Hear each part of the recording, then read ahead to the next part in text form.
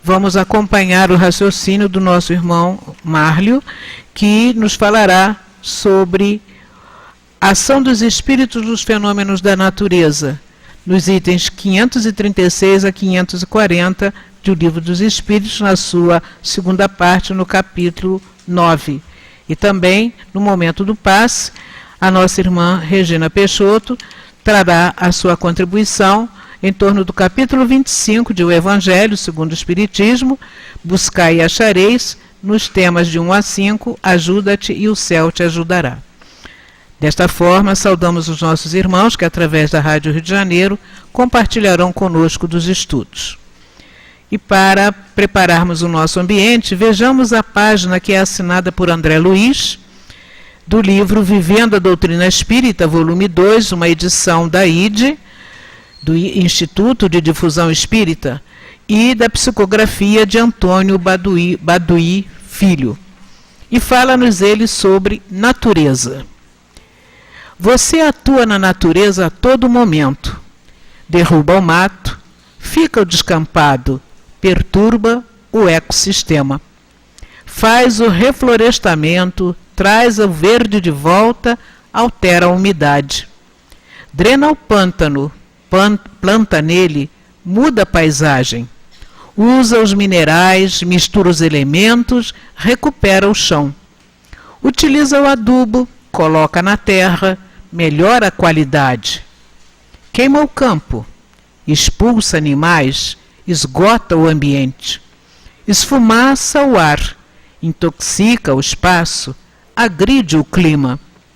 Se você é capaz de interferir no mundo natural, não tenha dúvida de que os espíritos, em nome de Deus, atuam nos fenômenos da natureza quase sempre para recuperar o equilíbrio da vida que suas ações muitas vezes ajudam a danificar.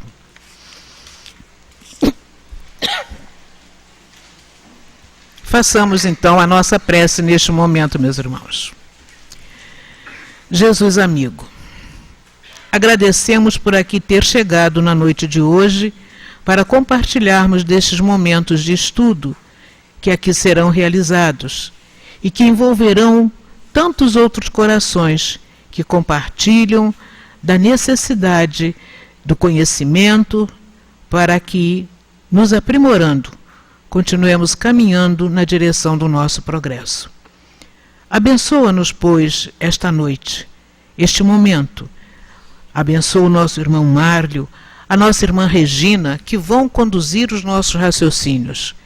E permite, Senhor, que sob a tua vibração, sob o amparo e assistência desses benfeitores que nos envolvem, mas, sobretudo, sob a misericórdia infinita de Deus e o seu amor, possamos, de nossa parte, considerar iniciado o nosso trabalho de estudos e passes da noite de hoje.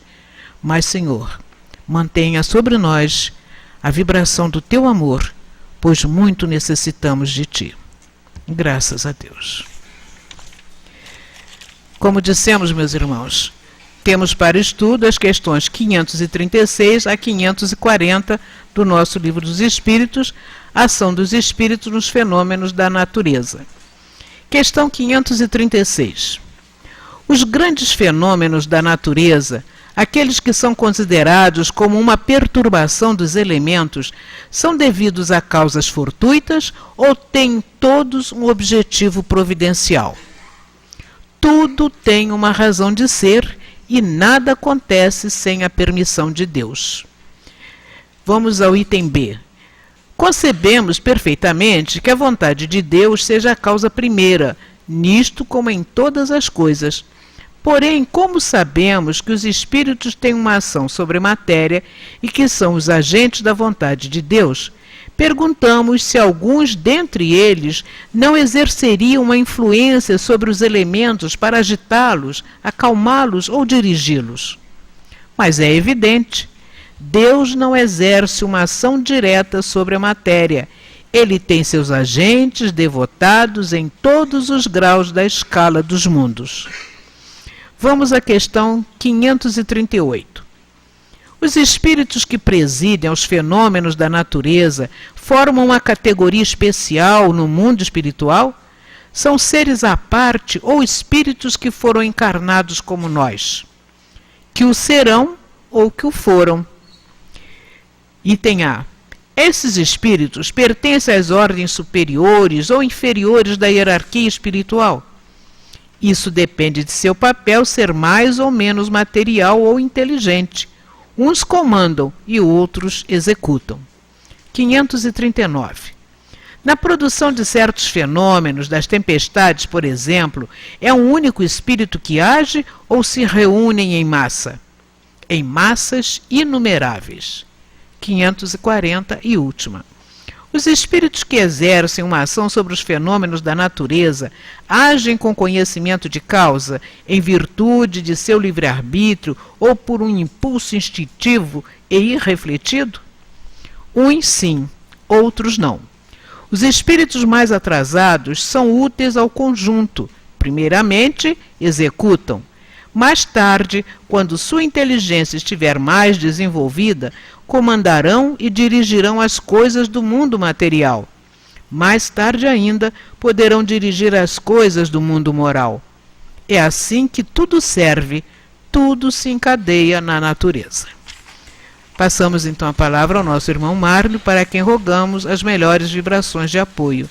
E que Deus o abençoe. Obrigado. Boa noite a todos.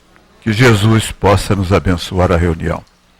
Boa noite também aos irmãos que nos acompanham pela Rádio Rio de Janeiro e também pela internet. E como foi adiantado pela nossa companheira Yara, nós vamos pensar juntos essas questões da intervenção dos espíritos nos fenômenos da natureza. Eu confesso a vocês que quando eu olhei o tema que caiu para mim, eu falei, meu Deus do céu, parece que me escolheram aqui como um castigo, porque o tema é difícil. O troço complicado para falar sobre isso. Até porque a espiritualidade que responde, ela busca, de uma certa forma, nos dar informações que estão muito acima da nossa capacidade de compreensão.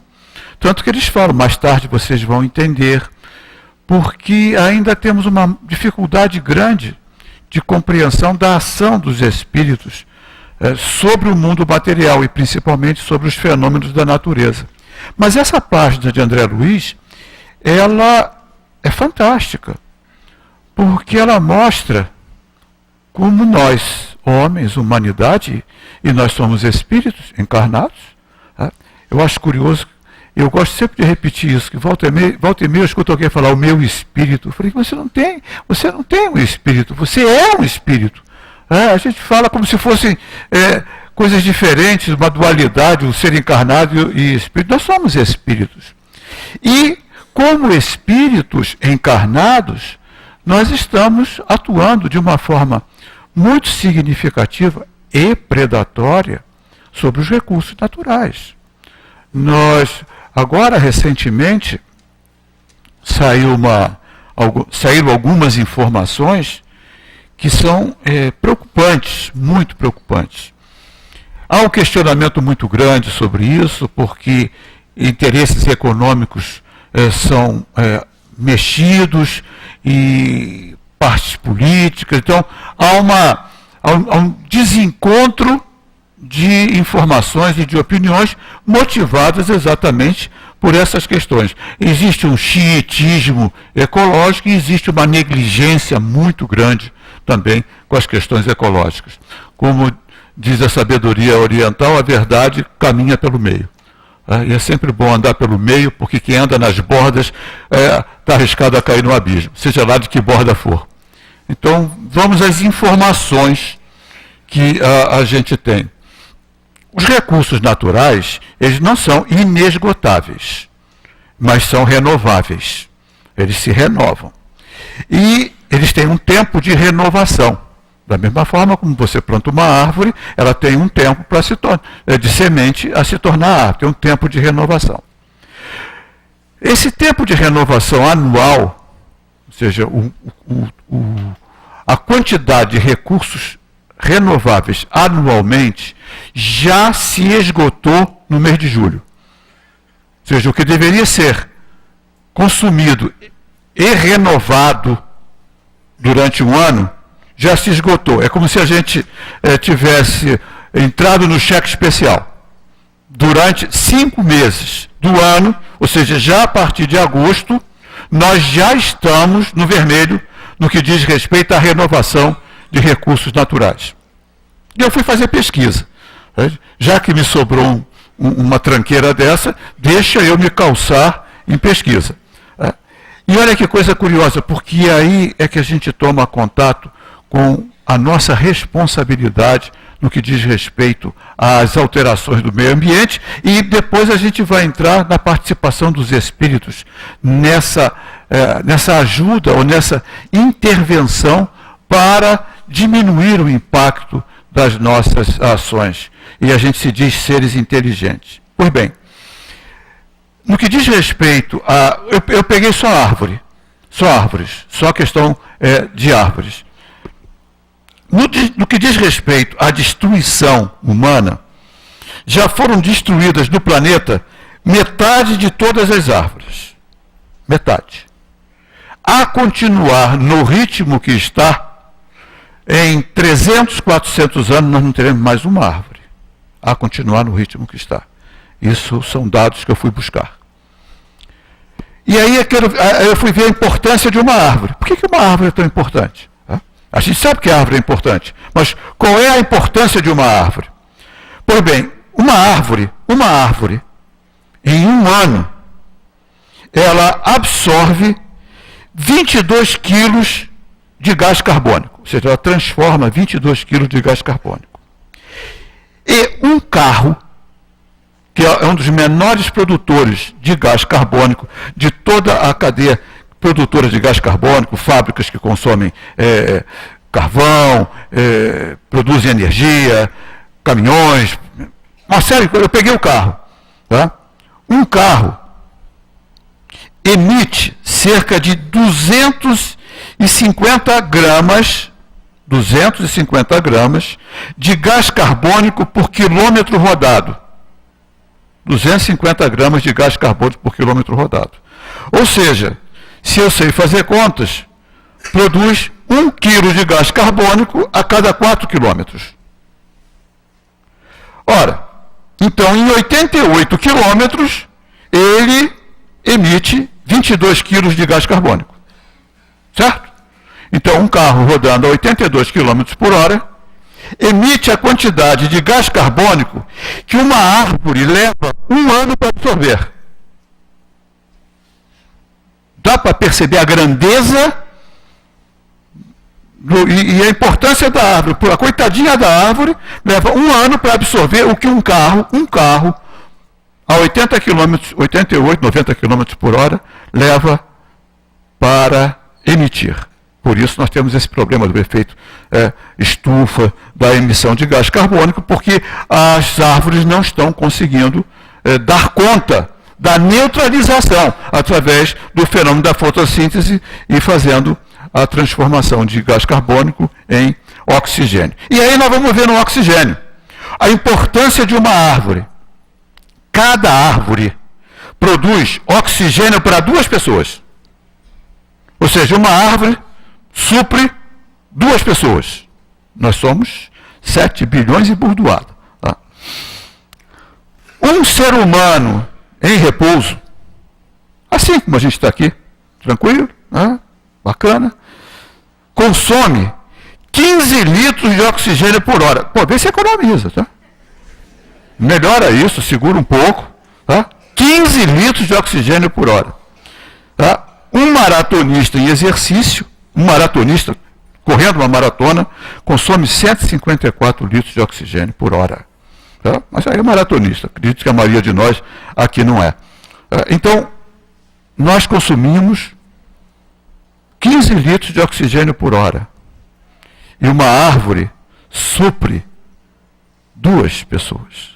Então, uma árvore produz 30 litros de oxigênio por hora para suprir. Olha a importância de uma árvore. Só que ela produz o oxigênio, mas a renovação, ou seja, de CO2, ela é mais lenta. Então, o quanto a gente é dependente como sociedade de uma árvore. De uma árvore. E nós estamos num processo de destruição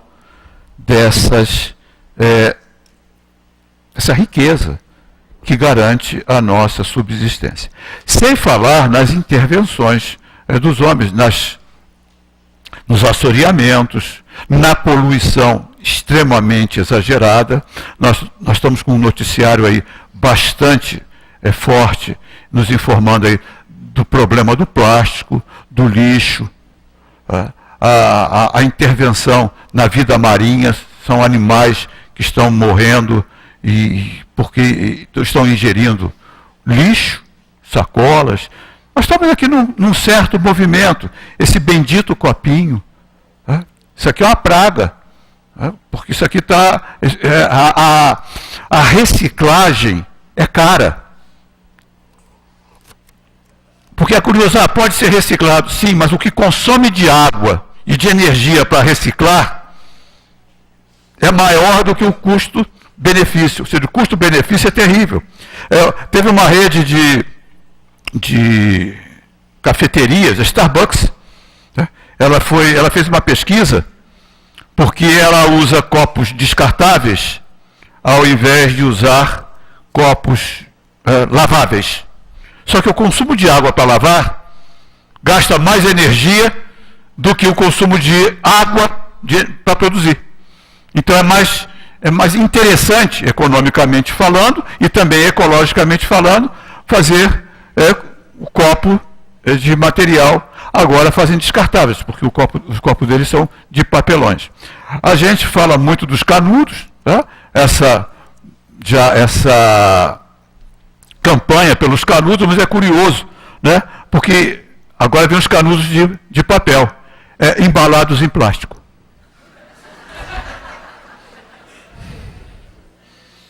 Porque o pacote vem embalado em plástico.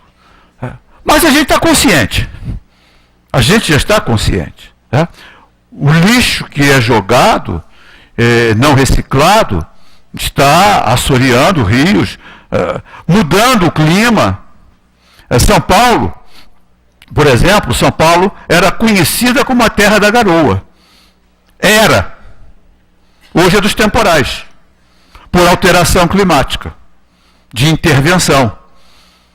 As enchentes, as represas que afetam a vida no entorno e criam um espelho de água numa área que não tinha, e aquele espelho de água leva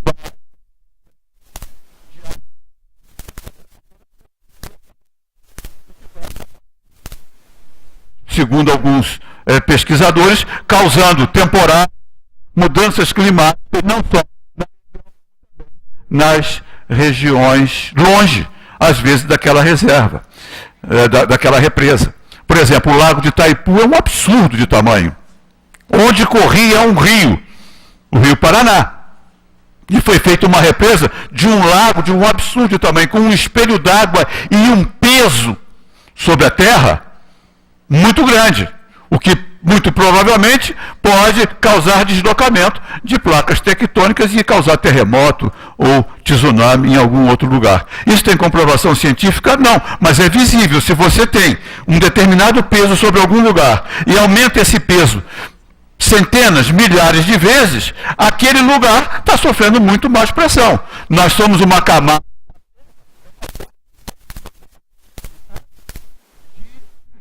material sólido. Por isso nós temos os terremotos, que é o deslizamento das placas tectônicas. E quanto mais peso a gente coloca em algum lugar, certamente aquela pressão vai ser espalhada para outros lugares. Fenômenos naturais cataclismos naturais nós sempre tivemos. A Terra é A Terra é um planeta em formação ainda. Nós somos um planeta relativamente novo.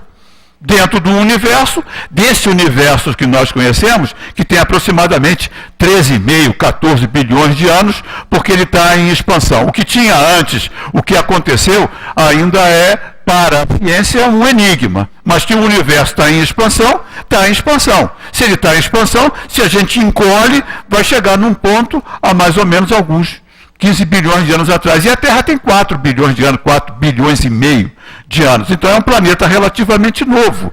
Era uma bola de fogo incandescente que foi esfriando. Então nós vivemos na camadinha fria da Terra, que é uma camada relativamente pequena. O interior da Terra é magma efervescente. Por isso os vulcões, essas que funcionam como, até mesmo como válvulas de pressão, para aliviar a pressão do interior da Terra. Por isso os terremotos, porque são as placas deslizando sobre esse magma, que é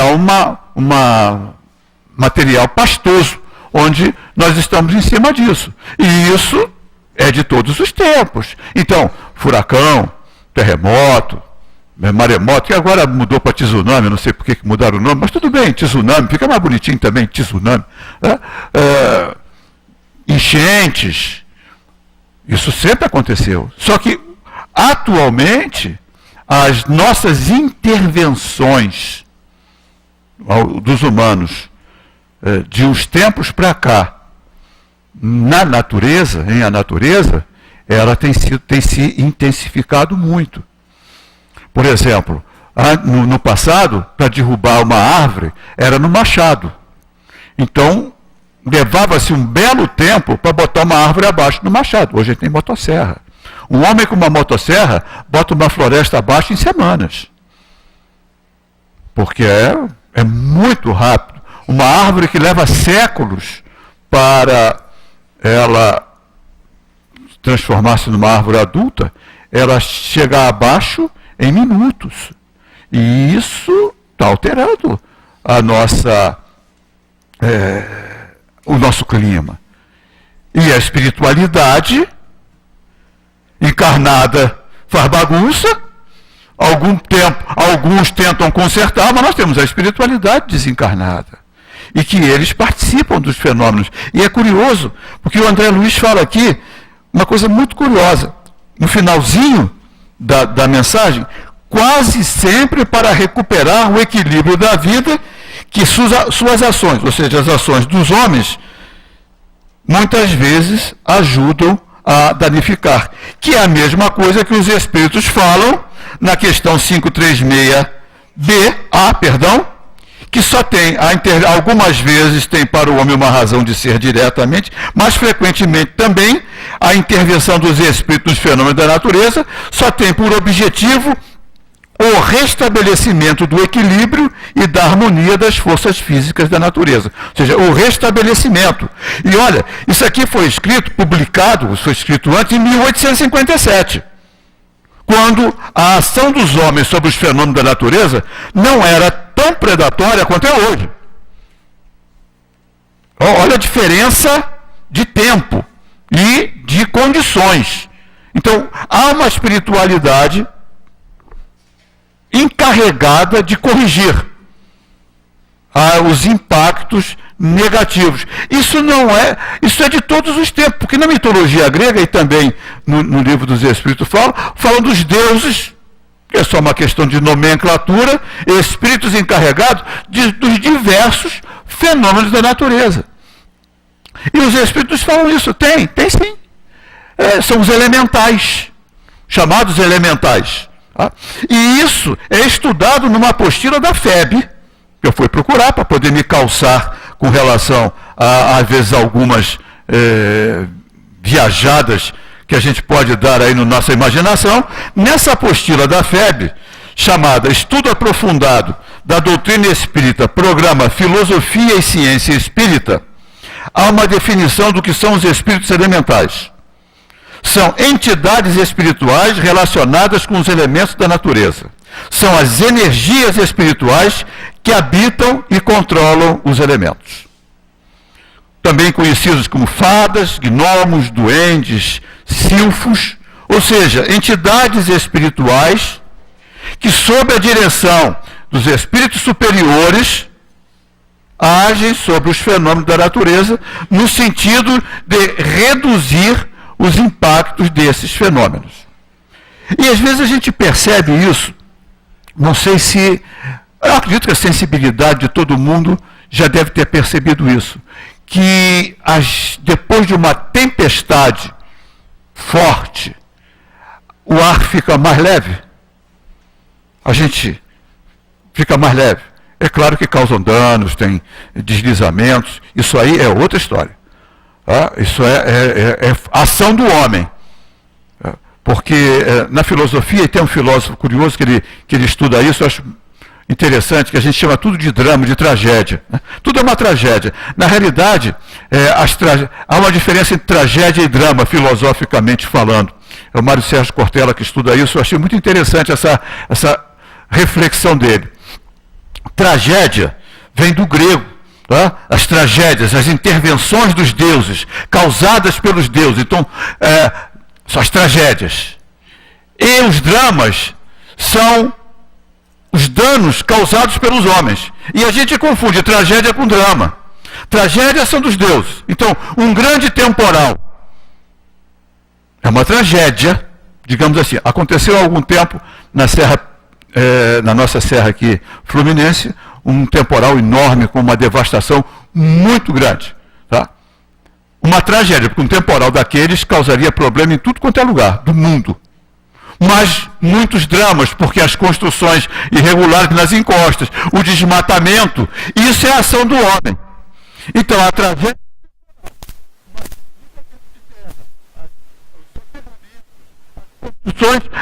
onde deveriam ter mata ciliar. Isso é drama. Porque são os homens que interviram. Então, quando nós temos uma enchente no Rio de Janeiro, e o Rio de Janeiro é uma cidade que desemboca no mar, ou seja, montanha, mar, e nós temos vários rios que cortam a cidade. Quando chove,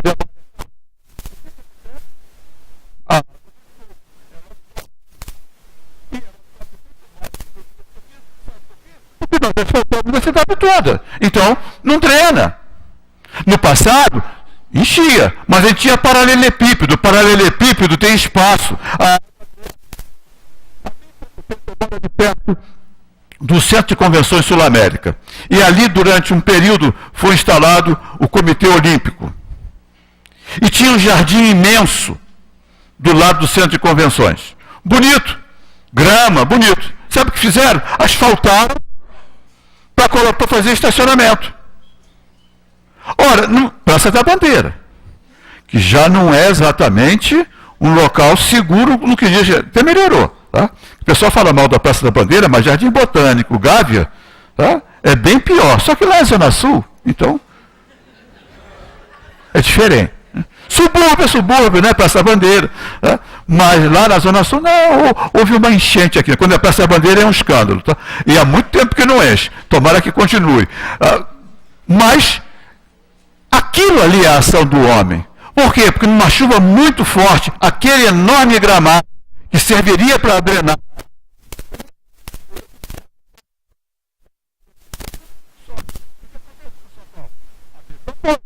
São Paulo é uma cidade. Não vai.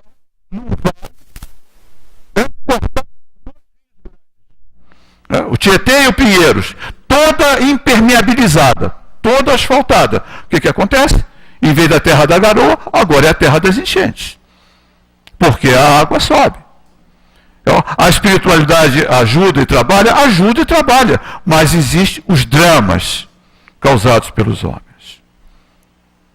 E é trabalho da espiritualidade buscar intervir de alguma forma, agir de alguma forma para minimizar esses impactos. São os espíritos que trabalham na obra da criação, que é a função de cada um de nós, participar da obra da criação, porque isso está encarnados e desencarnados. Sabe onde está isso? Que é muito interessante, e eu marquei aqui. Objetivo da encarnação, questão 132. Entre outros, não vamos entrar aqui, A encarnação tem também um outro objetivo, que é o de colocar o espírito em condições de suportar a sua parte na obra da criação. Então, cada um de nós está sendo preparado para participar da obra da criação. Porque não existe acaso. Os fenômenos naturais, eles não são por acaso. Eles têm uma razão de existir. Dentro da natureza, dentro de todos os fenômenos, não existe acaso. Kardec começa a estudar a doutrina espírita a partir desse axioma científico. Não tem acaso, não existe efeito sem causa. Se existe o universo, tem uma causa para o universo existir. Se ele está em expansão, tem uma causa para o universo estar em expansão.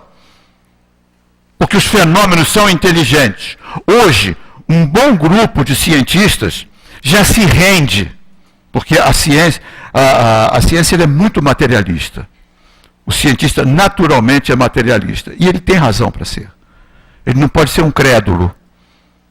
Porque a credulidade leva ao fanatismo e à aceitação de inverdades. E o cientista ele precisa da comprovação para que a sua pesquisa se torne um objeto possa ser comprovada. Uma ciência ela evolui através de fatos novos. Fatos novos se apresentam. Kardec fala isso na Gênese. Fatos novos se apresentam. As ciências do seu tempo não explicavam esses fatos novos. Movimentação das mesas, comunicabilidade dos espíritos. Então é preciso uma investigação. O cientista, quando ele se depara com um fato novo, que os paradigmas das suas ciências não explicam, ele vai investigar, vai levantar hipóteses para poder discutir e levantar o fato. Ou seja, não existe milagre para a ciência. Para a ciência, o que existe, pode existir fatos inexplicados, mas não fatos inexplicáveis, nem sobrenaturais. Então, para o cientista, não existe acaso. Se duas moléculas se juntam e formam um novo elemento, existe uma lei que rege aquilo. E é muito curioso porque nessas pesquisas genéticas, esse crescimento das pesquisas genéticas atuais, já algum grupo de cientistas, ciência, não tem nada a ver com religião, porque o religioso ele tem uma tendência de, quando pesquisa alguma coisa, puxar para a sua praia. E às vezes interfere no processo. Mas o não religioso, ele não tem essa tendência, ele apenas observa o fato. A molécula do DNA, ela é de uma complexidade, de uma beleza tão grande e tão sutil é tão sutil a combinação dos elementos que já existem pesquisadores dizendo: não é possível que isso tenha surgido por acaso. Isto é um projeto. Olha onde eles vão. Eles não admitem Deus, mas isto é um projeto. Bom, se isto é um projeto, você tem um projetista. Não tem como. Como é que um projeto surge por acaso? Se eu chegar para vocês e disser que isso aqui surgiu por acaso, vocês vão, no mínimo, botar meu nome ali na caixinha de desobsessão, fazer uma prece por mim. O que, aliás, eu agradeço e podem colocar, mas não por isso.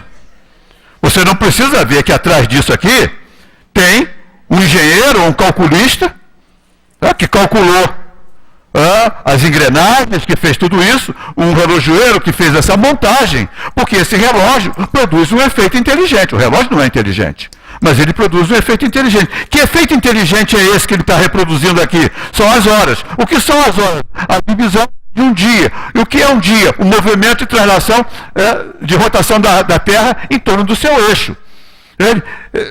E o que é um ano? O movimento da Terra de translação em torno do Sol. Então são fenômenos que se repetem, são fenômenos inteligentes. O Sol é inteligente, a Terra é inteligente? Não. Mas o projetista é. Por isso você pode mensurar. Porque há um projetista. Agora, quer chamar de Deus, Alá,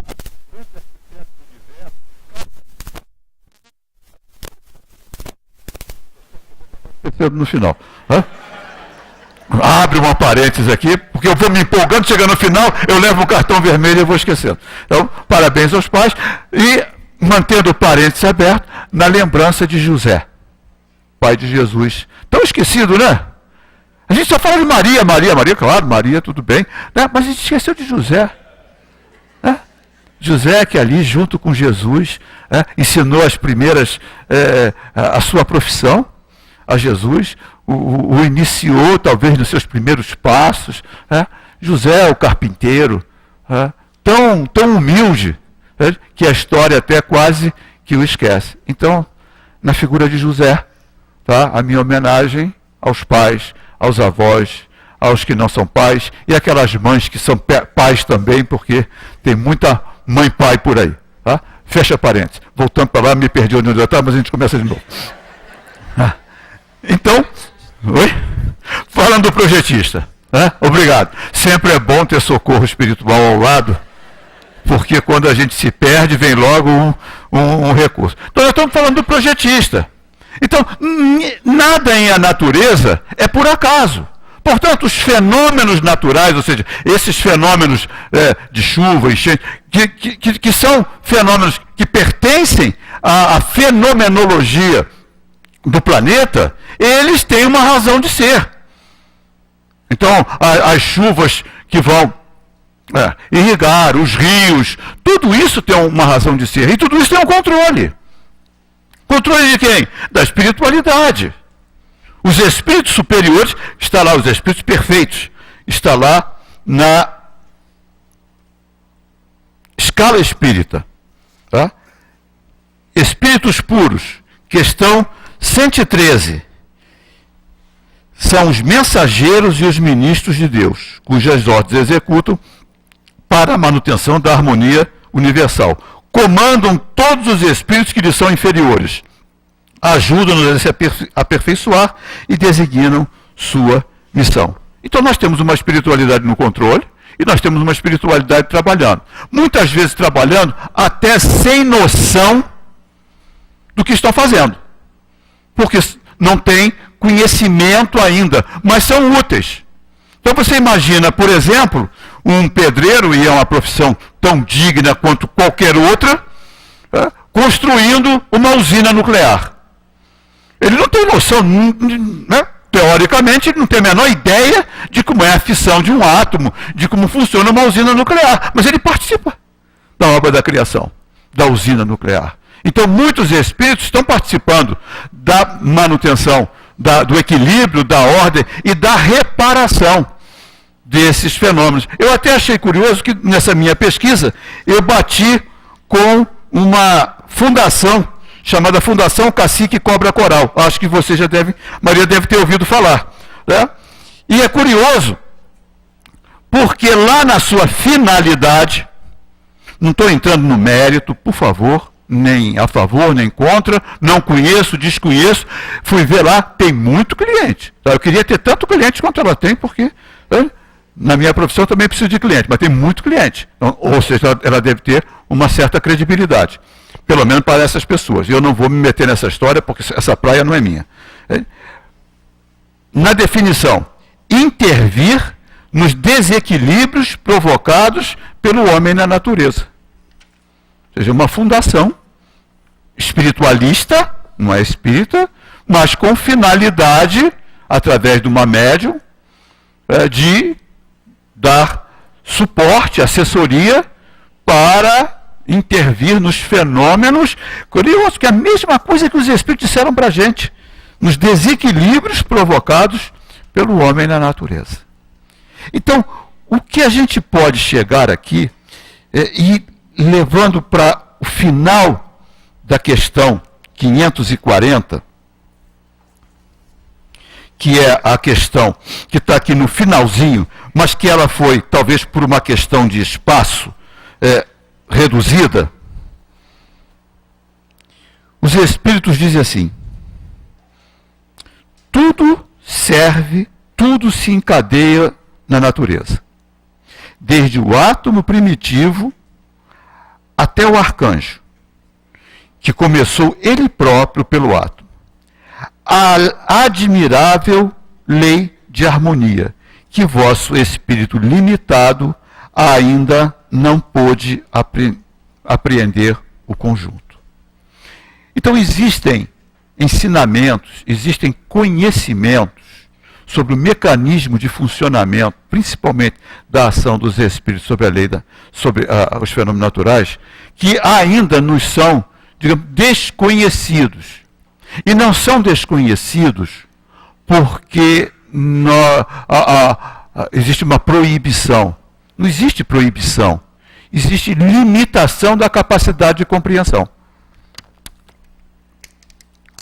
Nós ainda não nos desenvolvemos intelectualmente para compreender determinadas leis e determinados fenômenos que são regidos pelas questões espirituais, mas que os espíritos dizem, olha, ainda são desconhecidos. Há uma lei que encadeia tudo, do átomo ao arcanjo. Existe um projeto, existe uma razão de ser, existe uma organização perfeita. Porque se Deus é a causa primária e a inteligência suprema, tudo o que acontece tem uma razão de ser. Inteligente e perfeita. Porque daí vem o conceito de perfeição.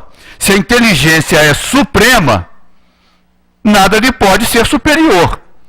Se alguma inteligência fosse superior à suprema, esse negócio de supremo também às vezes me deixa meio arrepiado, mas é outra história. Né? Mas se fosse superior à suprema inteligência, esse que seria Deus. Então, a inteligência suprema produziu a obra perfeita, ou o projeto perfeito. Porque ele não pode ser aperfeiçoado. Só que as criaturas, nós ainda estamos num nível de evolução ainda relativamente pequeno. Nós entramos no processo de civilização ou de humanização como espíritos que andamos transitando pelos reinos inferiores da criação aproximadamente 200 mil anos. Aproximadamente 200 mil anos. André Luiz, no livro Evolução em Dois Mundos, ele fala desse átomo ao arcanjo. Então ele fala que as fases pré-humanas, está lá em Evolução em Dois Mundos, André Luiz, do zero, do simples ignorante, até entrar na fase de humanização, o princípio inteligente ele transita pelos reinos inferiores da criação. Dorme no vegetal, sonha dorme no mineral, sonha no vegetal, acorda nos animais, e aí ele se desenvolve nos seres humanos na linguagem poética de Leon Denis, mas ele transita pelos reinos inferiores da criação.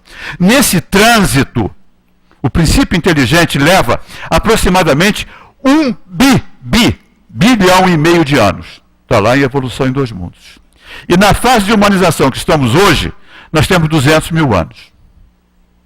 Ou seja, nós estamos muito próximos do animal que ainda somos, e ainda uma certa distância do anjo que seremos. Segundo Emmanuel, Emmanuel é curioso, eu gosto de Emmanuel, porque ele não alivia. Ele não alivia. O que ele tem que falar, ele fala. Parece assim meio autista, sabe? O autista ele não alivia. Ele fala o que pensa. Aí perguntaram a Emmanuel qual é a distância do humano para o anjo. Ele basicamente a da ameba para o humano. Eu falei, puxa, que motivação, né? Motiva isso, ou seja, a distância da ameba para o ser humano é igual a do ser humano para o anjo. Então tem chão pela frente. O que mostra o quê? Que nós estamos na infância. 200 mil anos. E a ciência mais ou menos diz isso, porque o Homo sapiens tem 200 mil anos na Terra, aproximadamente. Tem lá uma ou outra divergência, mas aproximadamente 200 mil anos. Então bate. Tá? Com a informação de André Luiz. E André Luiz tem essa informação antes da ciência. Porque os livros de André Luiz são basicamente todos do século passado, e principalmente da primeira metade e um pouco do início da segunda metade do século passado. E muitas dessas descobertas científicas estão sendo trazidas. Então, André Luiz mostra um conhecimento anterior ao conhecimento da Terra, ao conhecimento da ciência. Então fala isso, 200 mil anos. Então, se nós formos comparar 200 mil anos com uma jornada ainda pela frente, nós estamos muito no início dessa caminhada.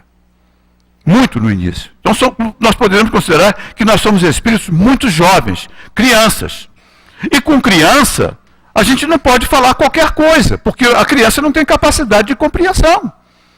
Então você vai chegar para uma criança de 4 anos de idade, de 5 anos de idade, e vai falar de uma reação nuclear, como se processa uma reação nuclear, não tem a menor chance. De como é que a luz chega de uma usina até a tomada. Aí o que você fala para a criança? Você não bota o dedo na tomada, porque se você tomar vai levar um choque. E se você enfiar o dedo, vai levar umas palmadas. Agora não pode mais dar, então deixa botar o dedo e eletrocuta, né? É isso. Né? Por quê? Porque se você falar para uma criança aqui, olha, aqui passa uma corrente alternada de 110 volts, que foi produzida numa usina que passou por um transformador e que ela pode te causar uma parada do músculo cardíaco, ela não vai entender nada. O que você fala para a criança? Tira a mão daí, menino. Hã? É o máximo. Não bota a mão aí que isso aí faz mal. Pronto. Porque ela não tem capacidade de compreensão. Então, quando os espíritos nos falam, olha, tem uma evolução, tem um plano, tem um projeto, mas é o máximo que a gente pode falar. Porque não há como compreender. Está lá no Livro dos Espíritos. Essa eu não marquei, então vocês procurem. Está entre a questão 1 e a 1019. Procura que vocês vão achar. Que fala que o Espírito, que as verdades se revelam à medida que o Espírito se depura. Olha que coisa curiosa. O conhecimento é acessível à medida que o espírito evolui. Não é assim na escola. O conhecimento vai sendo ministrado à medida que o espírito vai ganhando maturidade dentro das séries escolares. Então, quando a criança está no maternal, quando a criança está nas primeiras séries, ela está ali num processo de alfabetização. Ela não tem a menor ideia do que juntar aquelas letras e fazer conta com aqueles algarismos, que ferramenta vai ser útil para o seu desenvolvimento. Ela não tem a menor ideia. Quando a criança está aprendendo a ler, ela não tem a menor ideia de para que serve aquilo. Ela não faz não tem a menor noção. Por isso, às vezes, ela até refuga, para quem não gosta ou coisa que o valha, refuga no conhecimento, porque ela não faz ideia de quanto aquilo pode ser útil. Quanto aquilo vai lhe abrir as portas do conhecimento. Porque uma pessoa que não sabe ler, não sabe escrever, ela tem todo o conhecimento da humanidade vedado para ela. Porque ela não sabe ler e escrever. Na medida que ela aprende a ler e a escrever, a interpretar um texto, ela vão se abrir as portas de todo o conhecimento. Então, quando a minha neta lá, minha mulher é professora de pré-escolar, diretora de creche, tem uma habilidade para lidar com criança fantástica. Então, minha neta de 4 anos adora ela, porque ela pega lá o livro e vai contando a historinha. Ela está contando uma historinha que está lá no livro, mas que ela está traduzindo, que está traduzida em imagens, em figuras. Porque a criança não sabe ler. Mas ela já conhece a história, ela pergunta lá, vó, conta a história aí. Agora mudaram os personagens todos, eu estou totalmente desatualizado. É Frozen, eu não sei o que. Mudou tudo. Não tem mais Cinderela, Branca de Neve, eu nem sei se tem. Chapeuzinho Vermelho, eu não vejo mais ouvido falar nisso. Agora, é um troço estranho. Muito estranho. Patrulha Canina, eu falei, por que isso? Quer dizer, a menina esteve aqui falando aqui que a palestrante é muito boa porque fala a linguagem dos jovens. Quer dizer, ela não vai me convidar nunca.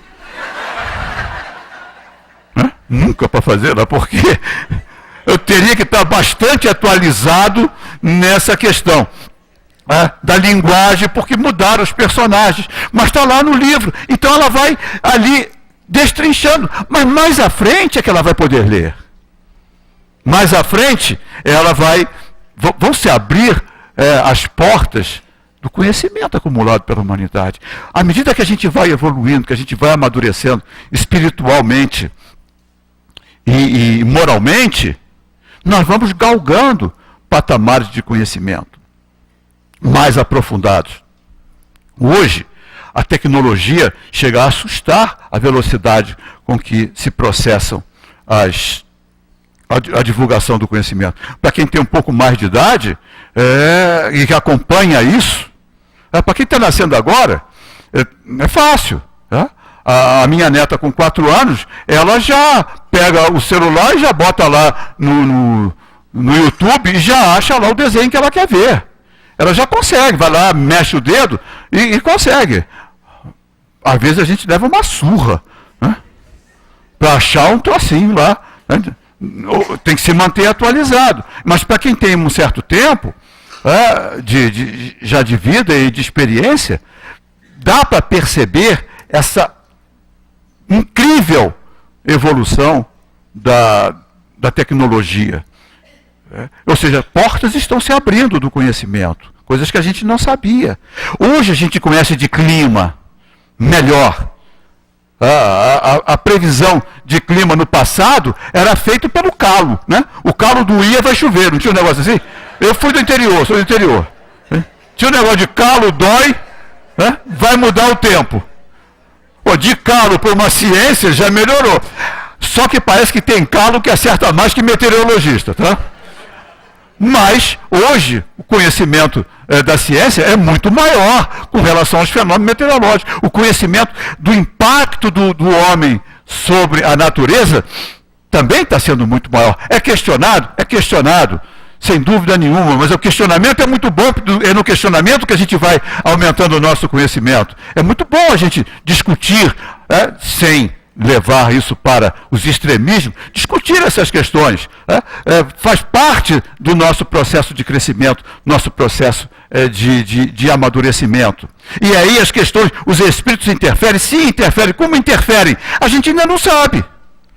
De alguma forma, magneticamente, eles interferem. Eles se utilizam dos elementais, dos espíritos superiores, se utilizam dos elementais para corrigir, dentro da medida da possibilidade, os nossos impactos nessa intervenção que nós estamos fazendo no clima. Porque nós estamos mudando o clima do planeta.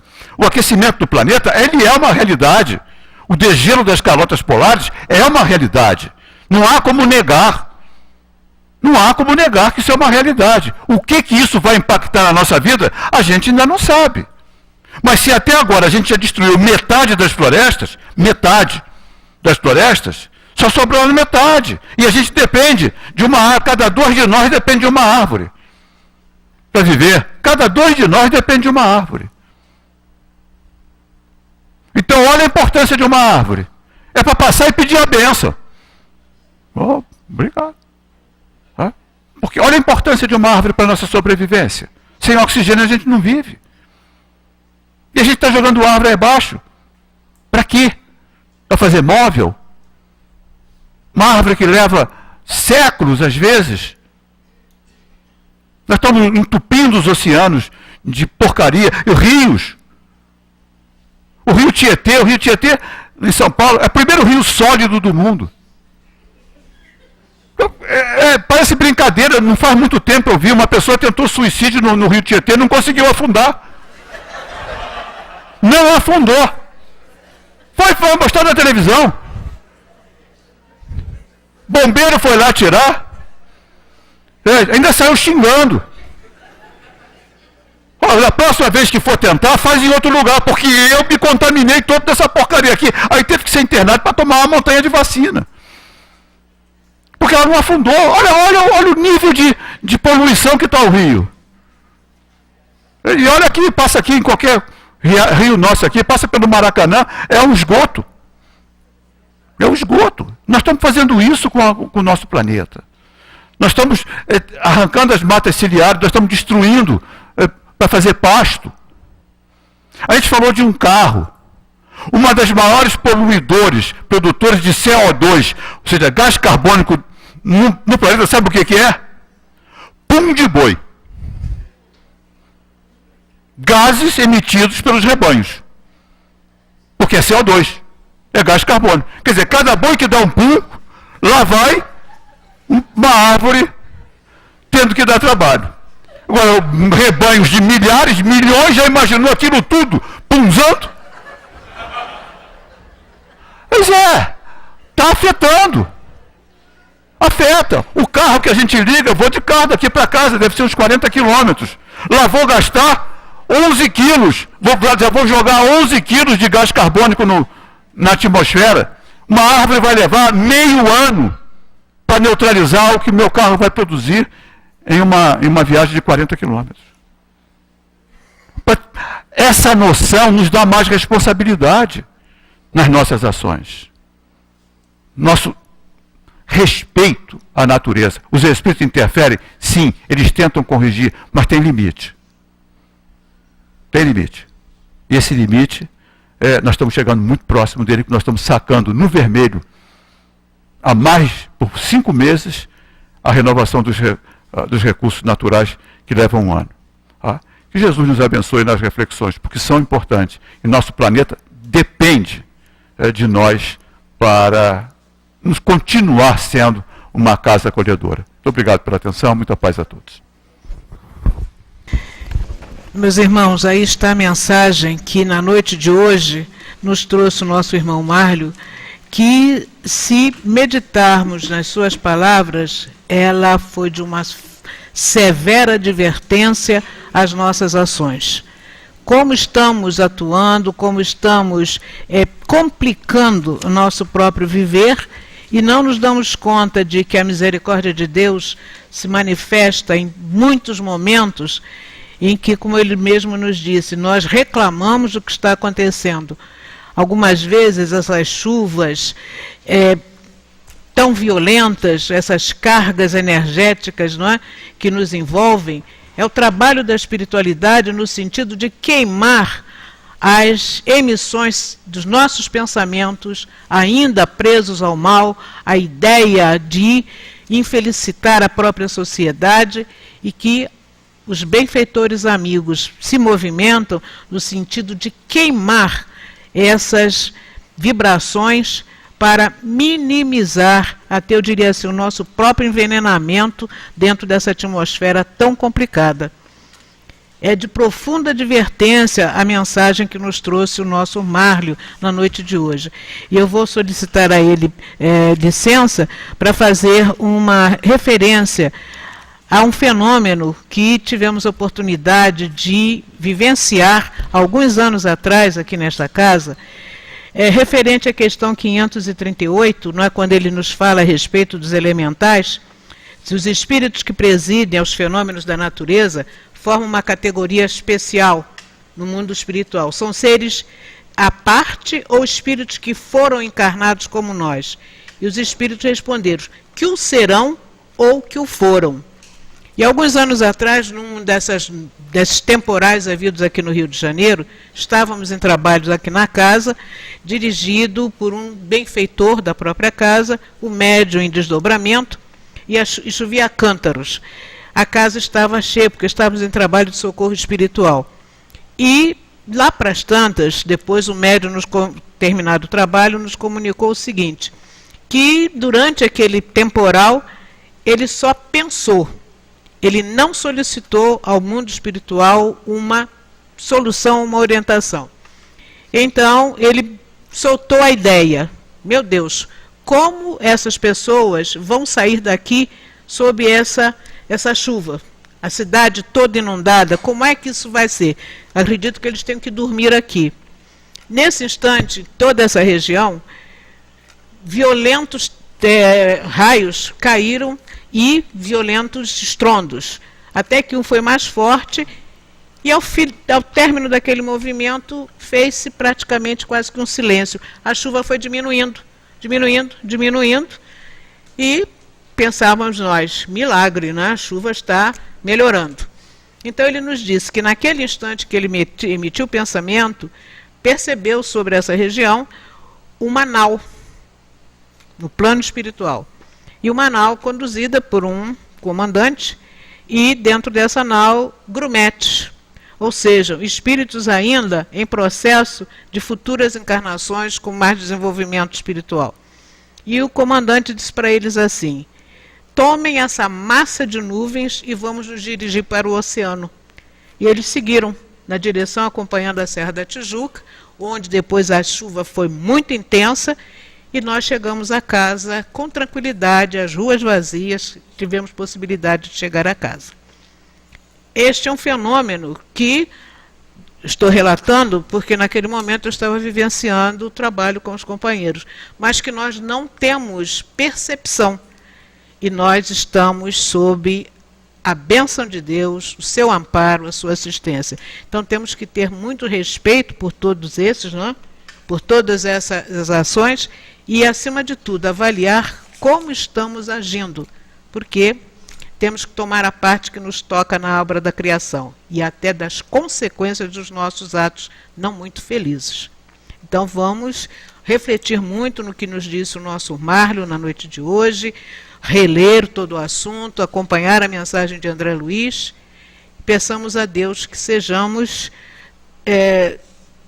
profundamente felizes a contribuir para o reequilíbrio da vida, que às vezes nós estamos, como eles dizem aqui, como diz André Luiz, danificando por nosso livre-arbítrio.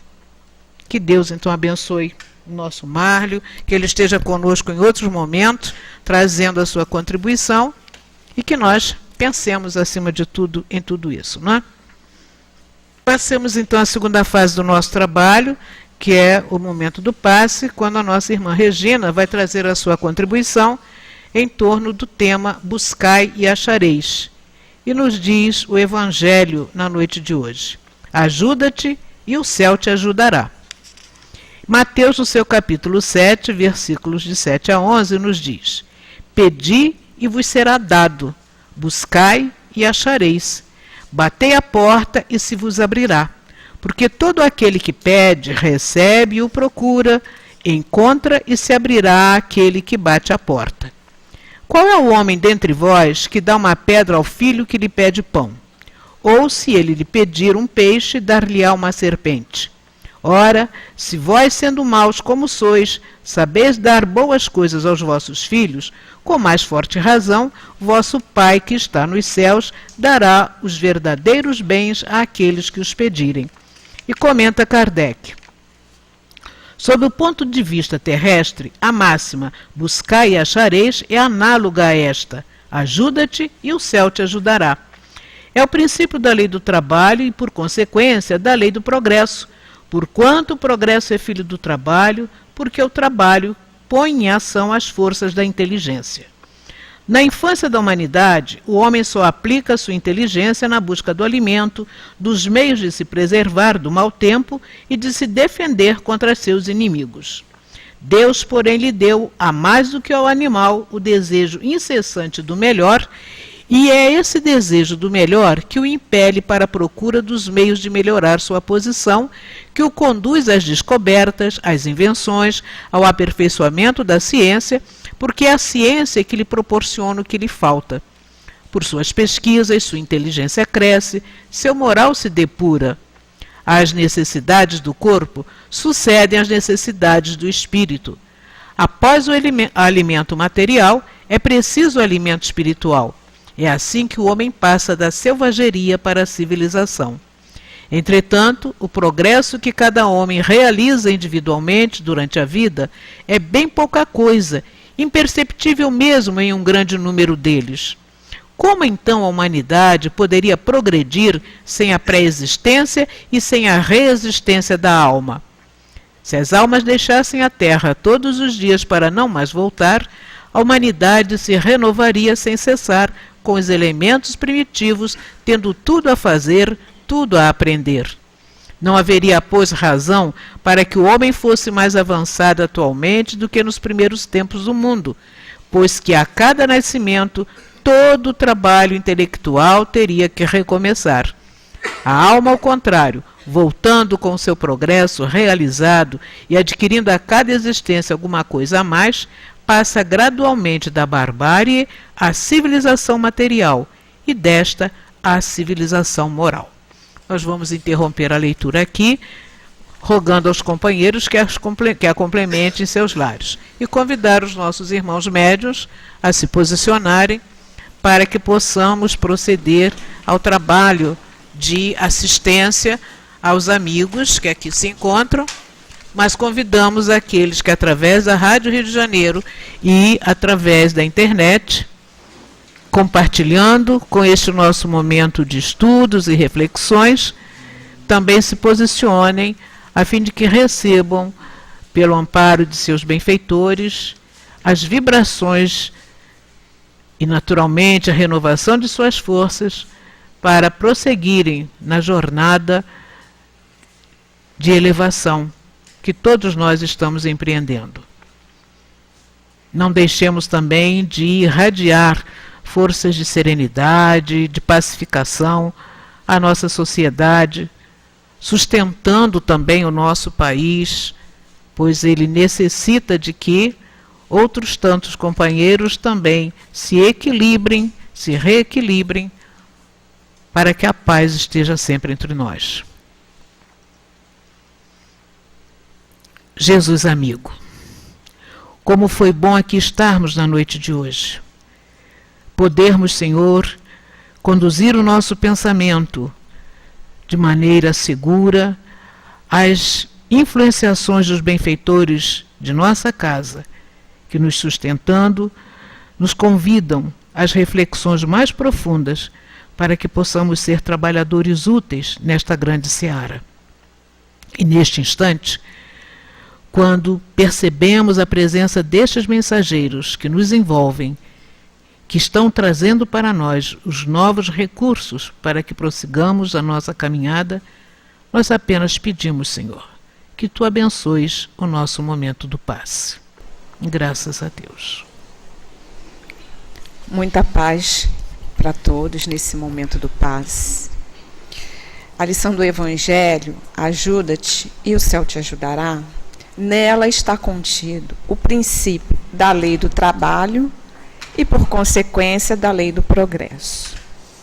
Sendo que o progresso é filho do trabalho, porque põe em ação as forças da inteligência. Na infância da humanidade, Deus deu ao homem o mais do que os animais, ou seja, o desejo incessante do melhor. E é esse desejo que impele ao progresso, ao aperfeiçoamento da inteligência, que leva ao aperfeiçoamento da ciência e do senso moral. E esse progresso é realizado através das reencarnações. Nós estudamos doutrina espírita e sabemos que não vivemos apenas uma vida, que é um progresso. Vimos hoje, no estudo de hoje, como acontece isso, não é? Vivemos os vários reinos e vamos evoluindo. Então, através de várias vidas, vamos acumulando as nossas experiências. Somos fruto do nosso trabalho e seremos recompensados segundo o que fizermos. Se Deus nos tivesse isentado do trabalho físico e intelectual, nossos músculos se atrofiariam e nosso espírito ficaria na infância no estado do animal. Quando pedirmos com fé e humildade a Deus, temos a assistência dos bons espíritos. Porém, o trabalho e o esforço da nossa evolução é nosso. É por isso que nós estudamos as leis da natureza, a mensagem de Jesus que nos ensina como funciona a lei do universo. Esse caminho que Jesus nos trouxe é um esforço pelo qual temos que fazer para segui-lo. Assim, estaremos progredindo, caminhando em direção à evolução, ao anjo, né, ao arcanjo, como foi dito aqui, né, do átomo ao arcanjo, como estudamos hoje na palestra. Mas o nosso querido Antônio de Aquino, no livro Raios de Luz, no volume 1, lá na lição 1, ele nos diz assim: A vida é uma página que cada um de nós, de vós, escreve com lágrimas e com sorrisos. E no grande livro da existência, as páginas das vidas sucessivas vão se enchendo de colorido, de travos amargos, vão se enchendo de sensações diversas, deixadas aí pela alma que, através da sua trajetória em busca do infinito, vai sofrendo, vai compreendendo, vai alcançando a luz da verdade, vai subindo até chegar à meta desejada. E esse esforço é nosso. E com certeza, através dessas experiências, quando a dor é grande, a dificuldade é grande, quando oramos com humildade e pedimos ajuda, a espiritualidade amiga está ali nos sustentando, nos ajudando. Se a nossa intenção é progredir, é ser melhor, buscar o caminho do bem, com certeza eles nos ajudarão, mas o esforço é nosso.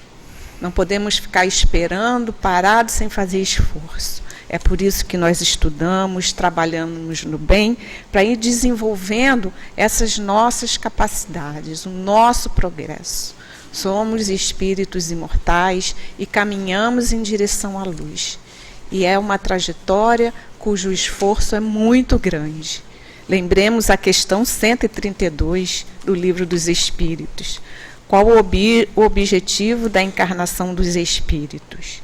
Deus lhe impõe a encarnação com o fim de fazê-lo chegar à perfeição. Ainda tem a segunda parte da questão, da resposta. Visa ainda pôr o espírito em condições de suportar a parte que lhe toca na obra da criação. Então, todos nós temos a nossa responsabilidade dentro da obra da criação. Somos seres universais, fazemos parte desse sistema universal, cada um fazendo a sua parte de acordo com a sua evolução. Mas devemos fazer um esforço através do estudo, para que possamos compreender melhor como funciona isso tudo na nossa vida. Hoje, o estudo nos esclareceu muito, fazemos parte da natureza.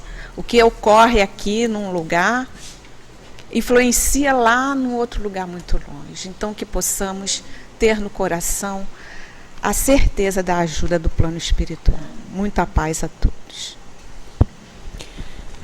Mantenhamos nossas mentes em estado de elevação para sustentarmos a palavra que do plano espiritual virá até nós através do médium.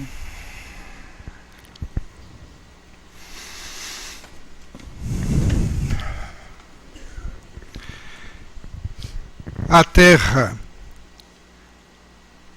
é o lar abençoado que Deus deu a cada um de nós, para que nela pudéssemos, através da trajetória pelos caminhos da evolução, alcançarmos e aprimorarmos a inteligência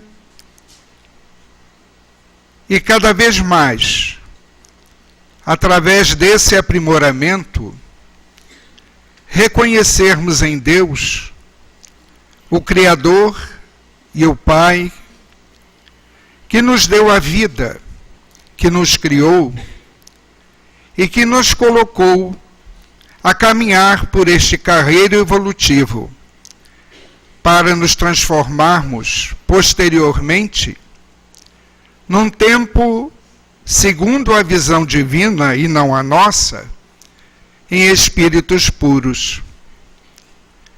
E por isso mesmo, procuremos olhar a terra como um lar. Lar esse que deve ser cuidado, mantido limpo, asseado, para que não apenas os que estão neste momento, neste lar encarnado, possam usufruir das benesses que nele se encontra. Mas pensemos todos nas futuras gerações que chegarão a este mundo, a este lar, para que também esses espíritos que retornarão um dia a este ambiente terreno possam encontrar nele todos os elementos necessários e adequados para o seu aprimoramento espiritual. Não nos esquecendo também que um dia os que ora estão encarnados retornarão pela reencarnação a este mundo, como nós que vos falamos, um dia novamente estaremos aqui reencarnados. Portanto, valorizando o momento em que se vive as mais diversas experiências neste mundo, aprendemos a olhar a Terra como um lar abençoado, concedido pelo Pai, pelo Criador, a cada um de nós, para que possamos crescer, evoluir, progredir, para um dia chegarmos à condição da sintonia plena com este Pai, com este Criador. Que este Pai nos abençoe a todos, nos envolva nas suas vibrações, na sua paz. Graças a Deus. Um espírito amigo. Graças a Deus. Jesus amigo, como foi bom aqui estarmos na noite de hoje. Como foi importante para todos nós, Senhor, sermos despertados para as nossas responsabilidades, sermos despertados, Senhor, na busca de novas direções a serem tomadas, a fim de que saibamos nos tornar instrumentos úteis do Teu amor no trato com a nossa casa, o planeta em que nos encontramos, mas, sobretudo, Senhor, nas relações que mantemos uns com os outros, onde procuraremos, acima de tudo, ser fraternos, ser, Senhor, aqueles que estaremos contribuindo para o crescimento coletivo na direção do nosso aprimoramento. Obrigado, Jesus. Obrigado às vozes que aqui nos vieram trazer esta mensagem de amor, esta mensagem de esclarecimento aos nossos corações. Retornaremos agora aos nossos pontos de origem e pedimos, Senhor, sejamos mantidos dentro dessa vibração de serenidade, de pacificação que aqui alcançamos, para que saibamos compartilhar com os nossos irmãos que dentro em breve encontraremos. Tudo isto que hoje nos alimentou a alma. E que amanhã, convocados mais uma vez ao serviço do bem, a mostrarmos, Senhor, tudo aquilo que já obtivemos com estes ensinamentos, saibamos ser, sempre cada vez mais, servidores humildes, mas servidores do bem acima de tudo. Pedimos que abençoes aos nossos companheiros com a tarefa da paternidade, que amanhã terão as comemorações e que recebam de todos nós as vibrações de muito apoio, de fortalecimento para que prossigam na tarefa que lhes coube nesta encarnação. Mas que saibamos agradecer ao Pai, a Deus, por tudo quanto nos tem concedido até aqui. E assim, Jesus, sob o teu amparo, sob a assistência destes benfeitores, mas sobretudo, sob a assistência maior de Deus, possamos então, de nossa parte, considerar encerrada esta fase dos nossos trabalhos na noite de hoje. Graças a Deus. Que todos tenham um bom retorno, que aqueles nossos irmãos recebam também as nossas vibrações de carinho, e as mães também, que em alguns momentos têm as atividades como pais, Deus as abençoe. E todos tenham um bom retorno.